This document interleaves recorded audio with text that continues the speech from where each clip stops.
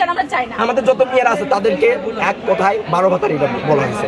এগুলা কথা আমরা তো কোনো মেয়েকে 32 চোর বলা হয়েছে। আমাদের মেয়েদের বর্তমানে কেন যায়, আমাদের মেয়েরা বোরকা করে আসে, যারা অন্য মেয়েদেরকেও দেখায় না, সে কেন দেখতে চায়। হাত ধরে এভাবে হাত ধরে বলে বাবা লোক দেখি এবার কেন হাত ধরবে, সে তো বলতে পারে বাবা তোমার হাতটা দেখি, দেখে এরকম করে দেখতে পারে, সে হাত কেন মারবে, হাত ধরে এরকম কেন করবে। আমাদের সাথে যা হয় তাদের কোনো কি লাগবে আমাদের আয়া আছে অ্যাটেন্ডেন্ট আছে, আমার কথা শোনো, আয়া আছে অ্যাটেন্ডেন্ট আছে, তাকে সে পাঠাতে পারতো, তুমি সামনে কেন যাবে, সে ছেলে মানুষ মেয়েদের বাথরুমে ঢুকবে কেন।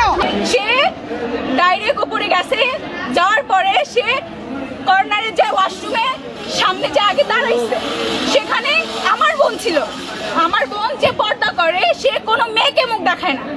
স্কুলে যে কয়টা মেয়েকে জিজ্ঞাসা করবে না, ওরা হয়তো আমার বোনে ভালো করে চেনে না, ও শুধু মানে একবার পর্দা করে আসি, ওর মুখ ওর ক্লাসমেটেরাও দেখতে পারেনি অনেকে।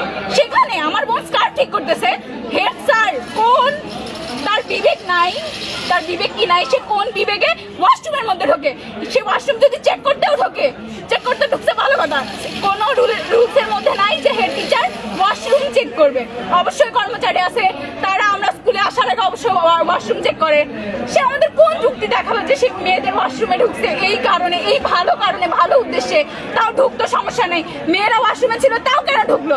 একটা আপু ওখানে ওটা ঠিক করতেছিল, যখন সে দেখে যে হেড স্যার ওখানে দাঁড়িয়ে দেখতেছে, তার কেমন লাগছে সেটা একবার চিন্তা করেন, একটা মেয়ের কেমন লাগতে পারে যদি তার মেয়ে ওয়াশরুমে থাকা অবস্থায় যদি কোনো ছেলে যায়, তো সেই কথাটা সে চাই যদি তার বাসায় বলে। আমার বোন যখন আমাকে বলছে আমাদের আর কিচ্ছু চাই না, আমরা ওরকম টিচারের এই স্কুলে থাকার কোনো যোগ্যতা নাই।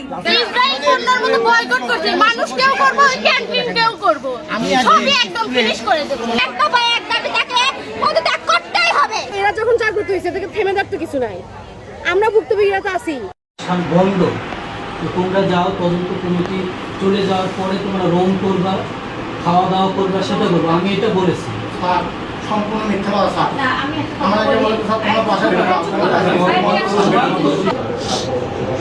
পুলিশটা পয়েন্টস তিনি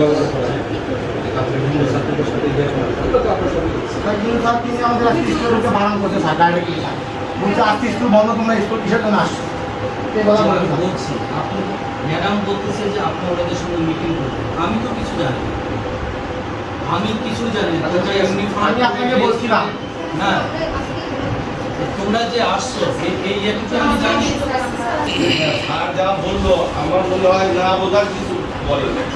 আমাদের আহ্বায়ক স্যার, অতিরিক্ত জেলা প্রশাসক শিক্ষা আইসিটি আলাপাত স্যার যা বলছে, আমার মনে হয় আপনাদের না বোঝার কিছু নেই। জি, আমরা ইনশাআল্লাহ কালকে সাবমিট করব। সেটাই।